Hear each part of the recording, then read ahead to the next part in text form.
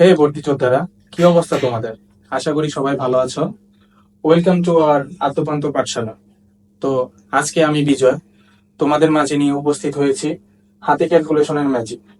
তো আমরা যে বিষয়টা নিয়ে সবার প্রথমে অডিট থাকি যে হাতে ক্যালকুলেশন কিভাবে করব, তো এটা আদৌ সম্ভব কিনা। যারা বেসিক্যালি তোমরা হচ্ছে মেডিকেল ইঞ্জিনিয়ারিং প্রিপারেশন নিয়েছো, তাদের হচ্ছে এইগুলা হচ্ছে এখন বেশি ইম্পর্টেন্ট। কারণ ভার্সিটিতে বেসিক্যালি দেখা যায় যে সব হাতে ক্যালকুলেশন করতে হয়। তো এইগুলা হচ্ছে আমরা কিভাবে করব আজ সেটাই তোমাদের দেখাবো। So let's get started. তো প্রথমেই হচ্ছে আমাদের কিছু ট্রিক্স মনে রাখতে হবে। সেটা হচ্ছে যেমন রুট ওভারের মানগুলো হচ্ছে আমাদের কিছু মনে রাখতে হবে। তো এখন তোমরা বলবে ভাইয়া এগুলা কিভাবে আমরা মনে রাখবো? তো দেখো, ভেরি ইজি। তোমাদের হচ্ছে রুট ওয়ান এর মান আমরা জানি রুট ওয়ান। রুট টু এর মানটা হচ্ছে আমাদের একটু মুখস্থ রাখতে হবে, 1.41। আর হচ্ছে রুট থ্রি এর মানটা 1.73। এই পর্যন্ত জাস্ট আমরা মুখস্থ রাখলেই বাকিগুলো এমনিই পারবো। দেখো যে এখানে রুট ফোর আছে, তো এটা তো আমরা জানি যে টু।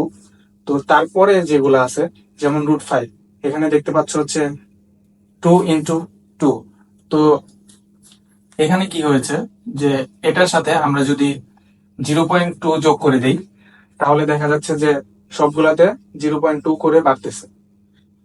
যেমন হচ্ছে এখানে রুট ফোর এর হচ্ছে মান আছে হচ্ছে টু। তো আমরা যদি এখানে 0.2 যোগ করে দেই তাহলে আমাদের আসতেছে 2.2। তারপরটাতে দেখো 2.4, তারপরটা হচ্ছে 2.6, তারপর হচ্ছে রুট এইট এর হচ্ছে 2.8। সবগুলোতে এভাবে এভাবে 0.2 করে বাড়ছে। তো আমাদের আরো কিছু মনে রাখতে হবে, যেমন হচ্ছে ভগ্নাংশ আকারে যেগুলো থাকে, যেমন হচ্ছে 1/2, এটার ভ্যালু হচ্ছে 0.5। 1/3, এটার ভ্যালু হচ্ছে 0.33। তো এগুলো আমাদের একটু মুখস্থ রাখতে হবে। তো এগুলো না জানলে হচ্ছে আমরা আলটিমেটলি ক্যালকুলেশন করতে পারবো না। তো আমরা এখন কিছু গুণ দেখি যে আমরা কিভাবে করতে পারি। তো দেখো এখানে হচ্ছে 0.7 into 0.9 আছে। তো এটা আমাদের কিভাবে করা যায়? তো ফার্স্ট অফ অল হচ্ছে আমরা 7 আর 9 এর গুণ করে ফেলবো। ঠিক আছে, 7 আর 9 যদি আমি গুণ করি তাহলে কত হয়? 7 9 63। তো আমি এখানে 63 নামিয়ে ফেলবো। এখন আমাদের হিসাব করতে হবে যে এখানে দশমিক কয় ঘর পর পর আছে। তো এখানে আমরা দেখতে পাচ্ছি এখানে হচ্ছে 0.1 ঘর পরে, এখানে হচ্ছে 0.1 ঘর পর। তো আমাদের দশমিক গুলা কাউন্ট করতে হবে দুই পাশে। তো দুই পাশে যদি আমরা দশমিক কাউন্ট করি, দেখা যাচ্ছে যে এখানে এক ঘর, এখানে এক ঘর, তাহলে মোট হচ্ছে আমাদের 2 ঘর। তো আমাদের এখন অ্যান্সারে দশমিকটা এমন জায়গায় নামাতে হবে যেটা কিনা 2 ঘর পর থাকে। তাহলে যদি আমি 2 ঘর পর নামাই, তাহলে দেখো দশমিকটা এখানে আসছে। আর আমাদের হচ্ছে দশমিক সবসময় ডান পাশ থেকে কাউন্ট করতে হবে। যেমন ধরো নিচেরটা আছে হচ্ছে 0.02 into 0.42। তো এটা আমরা কিভাবে করব? আমরা হচ্ছে অন্য কিছু দেখবো না, আমরা হচ্ছে জাস্ট পূর্ণ সংখ্যার যে গুণটা সুন্দরভাবে করে দিব। এখানে যদি আমি গুণ করি, 2 দুগুণে 4 আর 4 দুগুণে 8। তো এখন দেখো এই পাশে হচ্ছে দশমিক 2 ঘর পর আছে, এই পাশে হচ্ছে দশমিক 2 ঘর পর আছে, তাহলে টোটাল হচ্ছে 4 ঘর পর। তাহলে আমি অ্যান্সারে দশমিকটা এমন জায়গায় নামাবো যাতে আমার দশমিকটা 4 ঘর পর থাকে। ঠিক আছে, তো এখান থেকে যদি আমি কাউন্ট করি তাহলে দেখো 1 2, তাহলে এখানে 2 ঘর আমার, কিন্তু আমার দশমিক নামাতে হবে 4 ঘর পরে। তো এখন যদি আমি 4 ঘর পরে দিতে যাই তাহলে হচ্ছে আমার এখানে জিরো লাগবে দুইটা, 1 2, তাহলে দশমিকটা আমার এখানে চলে আসে। তো এটা হচ্ছে আমাদের অ্যান্সার। তারপরটা দেখি আমরা। তারপরটা আছে 0.5 into 60। এটা কিভাবে করা যায়? তোমরা যদি একটু এখানে খেয়াল করো যে আমরা 0.5 আমরা এখানে পেয়েছি। যদি 0.5 আমরা ভগ্নাংশ আকারে নিই তাহলে হচ্ছে 1/2 হয়। তাহলে যদি আমরা হচ্ছে 0.5 এর পরিবর্তে 1/2 বসাই, তাহলে দেখো আমরা কিন্তু সহজেই ক্যালকুলেশনটা করতে পারছি। এখানে 2 দিয়ে 60কে কাটাকাটি করলে তাহলে এখানে 30 হবে।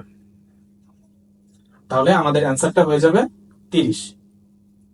এখন এরকম যদি আমরা আরো ম্যাথ দেখি তাহলে দেখবে এখানে 0.25 আছে। তাহলে 0.25 আমরা কোনটা জানি?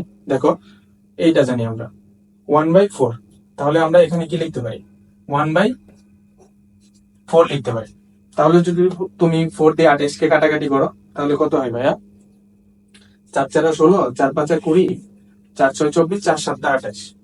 তাহলে এখানে আমরা 7 দিয়ে কাটতে পারি, তাহলে আমাদের অ্যান্সার হবে 7। তারপর একটা দেখি আমরা যে 0.125 ইন্টু 64। তো এটা কিভাবে করা যায়? এখন আমরা এদিকে একটু দেখি যে 0.125 এটা হচ্ছে 1/8 পাই আমরা, তাহলে আমরা এটার পরিবর্তে 1/8 লিখে দিতে পারি। এখন 1/8, 8 কে হচ্ছে 64 দিয়ে কাটাকাটি যায়, কতবার যায়? 8 8 64, তাহলে আমরা অ্যান্সার লিখতে পারি 8। তারপর এটা একদম ইজি, দেখো এটা অবশ্য তোমরা নিজে নিজে করতে পারবে। দেখো এখানে আছে 5 ইন্টু 0.5। তো এটা কিভাবে করা যায়? এটা যদি আমরা এভাবে করি, দেখো যে 5 অক্ষে 5, 5 5 কত হয়? 25। তো আমরা এখানে 25 নামিয়ে দিব। এখন আমাদের কাউন্ট করতে হবে যে দশমিকটা কয় ঘর পর আছে। তো এখানে দেখতে পাচ্ছি আমরা দশমিকটা 1 ঘর পরে আছে। তার মানে কি, আমরা বলেছিলাম যে দশমিক যে কয় ঘর থাকবে অ্যান্সারে আমরা দশমিকটা সেই কয় ঘর পরে নামাবো। তাহলে দশমিকটা যদি আমরা ডান পাশ থেকে কাউন্ট করি তাহলে দশমিকটা আমাদের এখানে বসবে। আশা করি তোমাদের এটা ক্লিয়ার।